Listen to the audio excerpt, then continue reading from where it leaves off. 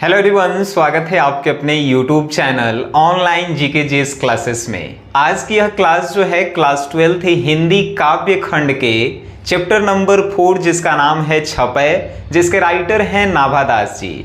आप इस चैप्टर को इस प्रकार से पढ़ेंगे कि ना ही इसके सब्जेक्टिव और ना ही इसके ऑब्जेक्टिव जो हैं आपके रटने की जो है आवश्यकता कभी पड़ेगी। तो चलिए शुरू करते हैं। किसी भी चैप्टर को पढ़ने से पहले हम लोग उसके राइटर के बारे में पढ़ते हैं। क्यों पढ़ते हैं? तो राइटर से रिलेटेड ऑब्जेक्टिव क्वेश्चंस जो हैं आपके एग्जाम में ज़्यादातर पूछे जाते हैं। तो ये जो है मेन पार्ट से है, इसको पढ़ना आपके लिए बहुत ज़्यादा जरूरी है। आइए जान लेते हैं। चैप्टर का नाम है छपै और जिसके राइटर हैं नाभादास जी। ठीक है, हम लोग जो है इसको ट्रिक से ऑलरेडी याद कर चुके हैं। इनके बारे में आज हम जानेंगे। इनका जन्म जो है 1570 में, ये अनुमानित तिथि है। नाभादास जी का जन्म जो है 1570 में अनुमान लगाया गया। ठीक है, ये नहीं कि कंफर्म 1570 में ही हुआ था, लेकिन आपसे एग्जाम में पूछता है तब 1570 ही मारेंगे। ठीक है, याद रखिएगा। जन्म कहाँ हुआ? तो दक्षिण भारत सैसौ में जो है इनका जन्म हुआ था। दक्षिण भारत के सैसौ में जन्म हुआ।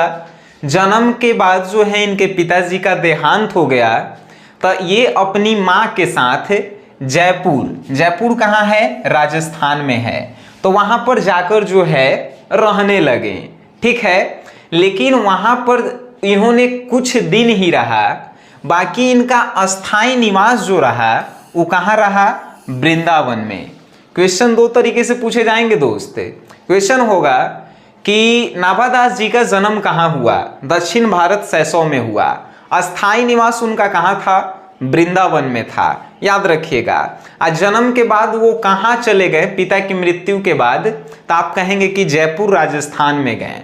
ठीक है, अब आपसे वो प्रश्न पूछा जाएगा कि नाभादास जी का अमीर घराना से थे, तो किसी को पता नहीं है, बट लोगों के अनुमान के अनुसार जो बड़े बड़े ऋषि लोग आए, लेखक लोग आए, उन्होंने कहा कि नाभादास जी जो है एक दलित वर्ग से थे, मतलब कि छोटा जाति, गरीब लोग थे। ठीक है, ये हम नहीं, किताब में आपका लिखा हुआ है, याद रखिएगा। अब जो है क्वेश्चन है कि नाभादास जी का जन्म कब हुआ, मृत्यु कब हुआ, निधन। तो निधन के बारे में जो है किसी को कोई बात नहीं मालूम है कि कब हुआ, ये जो है जानते ही नहीं हैं। लेकिन फिर भी जो है लगाया गया अनुमान कि 1600 तक जो है ये जिंदा थे। 1600 तक जो है ये जिंदा थे। उसके बाद कब इनकी मृत्यु हुई उनके बारे में किसी को पता नहीं रहा। ठीक है, आगे आपसे पूछे जाएंगे कि नाभादास जी के दीक्षा गुरु कौन थे? दीक्षा गुरु थे स्वामी अग्रदास, जिन्हें अग्र अली के नाम से भी लोग जानते थे। याद रखिएगा। और ये स्वामी अग्रदास जानते हैं कौन थे? स्वामी रामानंद के शिष्य थे स्वामी अग्रदास। ठीक है, याद रखिएगा। अब आपसे क्वेश्चन पूछेंगे इनकी कृतियां के बारे में, और इनकी मोस्ट इंपॉर्टेंट जो कृतियां रही वो भक्तमाल रही, जिनकी रचना इन्होंने 1585 से 1596 तक किया। ठीक है, दूसरा इनका जो है मोस्ट इंपॉर्टेंट कृतियां की बात करें तो अष्टायाम रहा। अष्टायाम जो जिन्होंने ब्रज भाषा में लिखा है, और ये जो है अष्टायाम गद्य है। याद रखिएगा। फिर एक वो और अष्टायाम लिखें जो रामचरित्र मानस के ऊपर जो है इन्होंने लिखा। अब जो है मेन प्रश्न इनसे कौन कौन से पूछे जाते हैं वो भी जो है आप याद रखिएगा। कौन कौन? तो ये पूछे जाएंगे कि नाभादास जी किस धारा के कवि थे। तो आप याद रखिएगा, सगुनोपासक राम भक्त धारा के ये कवि थे। ठीक है, नेक्स्ट क्वेश्चन आपसे पूछे जाएंगे कि नाभादास जी किसके समकालीन थे? तो तुलसीदास जी के समकालीन थे नाभादास जी। और एक और प्रश्न पूछा जाएगा कि नाभादास जी को ज्ञान अर्जन हुआ, यानी कि ज्ञान की प्राप्ति हुई कहाँ से? तो सत्संग के बाद जो है इनको ज्ञान की प्राप्ति हुई। ठीक है, ये जो है राइटर से रिलेटेड इतने महत्वपूर्ण टॉपिक और हमने जो है क्वेश्चंस आपको बताएं जो आपको याद रखने हैं। अब आते हैं हम लोग इनके छपै जो चैप्टर है उस पे। उसके संपूर्ण हिंदी अर्थ को आप समझिए। हमरा नहीं लगता है कि इतना आसान भाषा में आप कभी पढ़े होंगे। आइए जानते हैं। इनका जो है 6वां चैप्टर है जिसमें 2 छपे लिखे हैं। पहला कबीर के बारे में लिखे हैं और दूसरा सूरदास जी के बारे में लिखे हैं। तो पहला जो है कबीर के बारे में लिखे हैं, यानी कि नाभादास जी कबीरदास जी के बारे में जो है कुछ गुणगान करते हैं, उनके गुणों के बारे में बताते हैं। आइए जानते हैं का। भक्ति विमुख जे धर्म सो सब अधर्म करी गाए, योग यज्ञ व्रत दान भजन बिनु तुच्छ कहाए। आइए जानते हैं। कबीर के बारे में नाभादास जी कह रहे हैं कि भक्ति के बिना जो धर्म है, यानी जो धर्म भक्ति नहीं करता है, उस सब धर्म जो है अधर्म के समान है। मतलब कि जिस धर्म में भक्ति नाम का कोई चीज नहीं है, उस सब धर्म जो है का है, अधर्म है। योग यज्ञ व्रत दान भजन बिनु तुच्छ दिखाए। भक्ति के बिना अगर आप योग कर लेते हैं, यज्ञ भी करवा लेते हैं, व्रत भी करते हैं, दान भी करते हैं, भजन भी करते हैं, ये सब भक्ति के बिना का है, तुच्छ है। मतलब कि सब जो है गिरा हुआ चीज है। अगर आप भक्ति नहीं करते हैं, कितनों योग यज्ञ व्रत भजन कर लीजिए, ये सब जो है बेकार है। हम नहीं, ये कौन कह रहे हैं? कबीरदास जी के बारे में जो है नाभादास जी कह रहे हैं कि कबीरदास अपनी कविता के माध्यम से कहते हैं कि वे सभी धर्म जो बिना भक्ति के हैं वो अधर्म के समान हैं, और योग यज्ञ व्रत दान भजन कुछो बिना भक्ति के कीजिए, वो सब जो है तुच्छ चीजें है, नीचा चीजें है। ठीक है। हिंदू तुरक प्रमाण रमैनी सबदी साखी, पक्षपात नहीं वचन सबकी हितभाषी।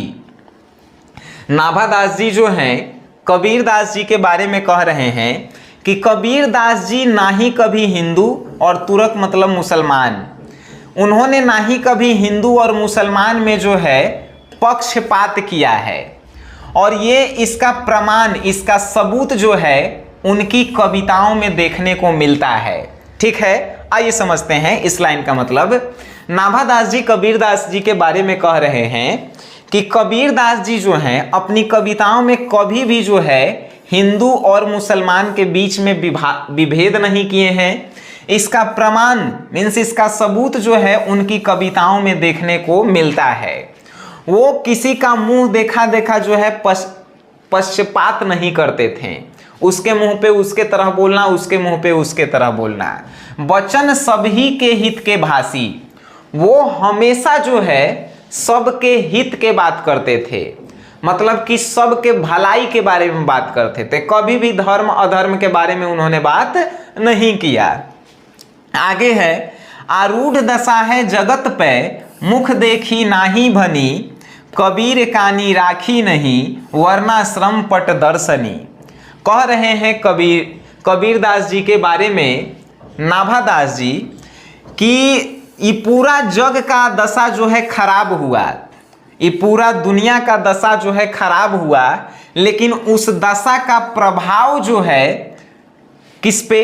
कबीरदास जी पर नहीं पड़ा। उन्होंने कभी भी मुख देखी बात नहीं कही। इस लाइन का मतलब हम आपको समझा देते हैं। नाभादास जी कबीरदास जी के बारे में कह रहे हैं कि इस जग में एक से एक बुरे व्यक्ति आए जिन्होंने धर्म धर्म की बातें कही, पूरा जग का माहौल जो है खराब कर दिए, लेकिन फिर भी कबीरदास जी एक ऐसे व्यक्ति थे जिन्होंने कभी मुंह देखी बात नहीं की। कबीर कानी राखी नहीं वरना श्रम पट दर्शनी। कबीर ने कभी भी जो है अपने कान से गलत बातों को नहीं सुना और ना ही उसकी व्याख्या किए। ठीक है। उन्होंने अपने कान से गलत बातों को सुना और उसको निकाल दिया, कभी भी उसकी व्याख्या नहीं किए।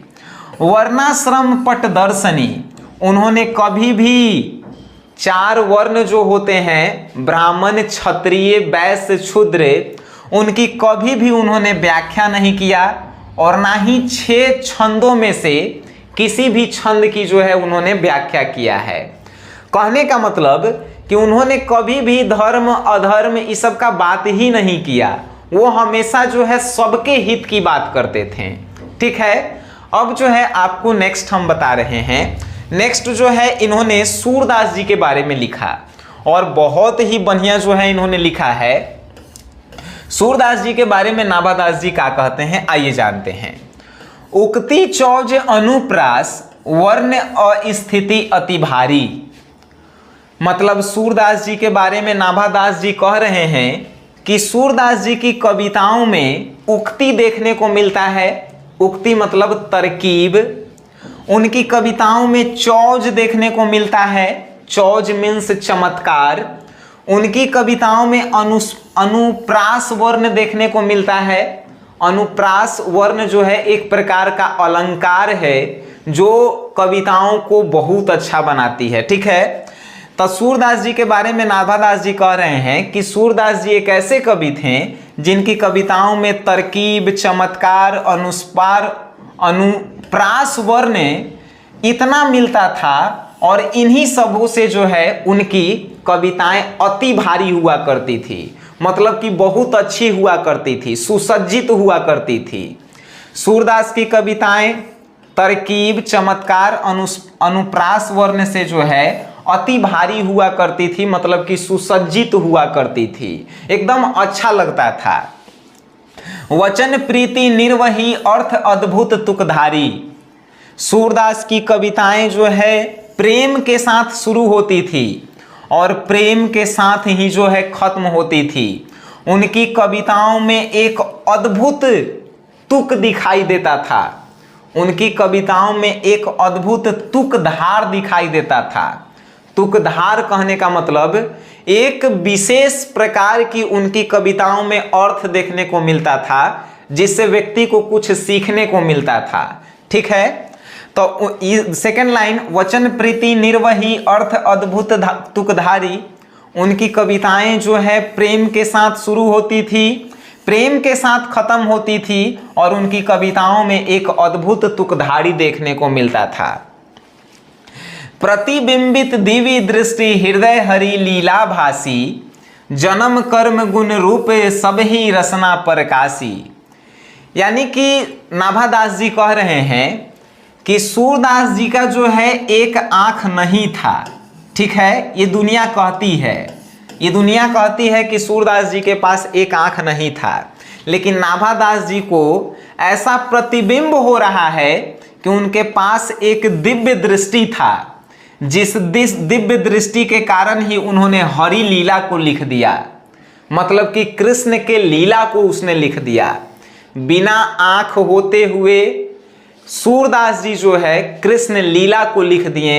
इसका मतलब है कि उनके पास एक दिव्य दृष्टि था। ये किनको प्रतिबिंब हो रहा है, तो नाभादास जी को। नाभादास जी कह रहे हैं कि सूरदास के पास हमें ऐसा प्रतिबिंब होता है कि उनके पास एक दिव्य दृष्टि था जिसके कारण उन्होंने कृष्ण की लीला को लिख दिया। उनके जन्म कर्म गुण रूप सब ही रसना प्रकाशी। बिना एक आंख के उन्होंने कृष्ण जी के जन्म, उनके कर्म, उनके गुण, उनके रूप और उनके पूरे जो है जीवन के बारे में उन्होंने व्याख्या कर दिया बिना दृष्टि के। एक आंख से शुरू में अंधे थे, धीरे धीरे सूरदास जी के दोनों आंखें जो हैं चली गई थी। आप जो है पद नंबर 2 में पढ़े हैं। ठीक है, अब आप इस लाइन का मतलब समझ गए, यहां से समझिए। विमल बुद्धि हो तासुकी जो यह गुण श्रवणी धरे। सुर कवित सुनी कौन कवि जो नहीं सिर चालन करे। कह रहे हैं कि उन सभी लोगों की बुद्धि जो है विकसित हो गई। विमल बुद्धि मतलब बुद्धि विकसित हो गई। सो तासुकी जो यह गुण श्रवणी धरे। जिन्होंने सूरदास जी के गुण के बारे में सुना, उनकी लिखी हुई कृष्ण लीला के बारे में सुना, उन सब के बुद्धि जो है विकसित हो गया। नाभादास जी सूरदास जी के बारे में कह रहे हैं कि सूरदास जी के कविताओं को, सूरदास जी के गुणों को और सूरदास जी की लिखी हुई कृष्ण लीला को जिसने भी सुना उनकी बुद्धि जो है विकसित हो गई। सुर कवित्र सुनी कौन, जो नहीं सिर चालन करे। यानी कि वो सूरदास की कविताओं को कौन वो कवि है जो सुनकर अपना सिर चालन नहीं किया, मतलब कि अपना सिर जो है हिलाया नहीं। नाभादास जी सूरदास जी के बारे में कह रहे हैं कि सूरदास जी की ऐसी कविताएं होती थी कि कोई इस जग में ऐसा कवि नहीं है जिन्होंने सूरदास की कविताओं को सुनकर हामी नहीं भरा कि हाँ सूरदास की कविताएं जो है अच्छी है। सिर चालन किया मतलब कि सिर हिलाएं कि नहीं अच्छी उन्होंने कविताएं लिखी है। ठीक है, अब ई जो है आप संपूर्ण हिंदी अर्थ आप अपनी भाषा में समझ चुके हैं, इसके राइटर के बारे में आप जान चुके हैं। ठीक है, अब जो है आप इसके पीडीएफ नोट्स चाहते हैं, आप अपने एप्लीकेशन SGS क्लासेस को जो है डाउनलोड कर सकते हैं और यहाँ से जो है आपको प्ले स्टोर से इस एप्लीकेशन को डाउनलोड करना है। यहाँ पे इस चैप्टर के ऑब्जेक्टिव मिलेंगे, सब्जेक्टिव मिलेंगे और इसके हिंदी अर्थ जो हैं आपको एप्लीकेशन में ही मिलेंगे। बाकी आप ये वीडियो देखे हैं, आपको अच्छा लगा है तो इस वीडियो को अपने दोस्तों में शेयर करें। बाकी वीडियो देखें उसके लिए धन्यवाद।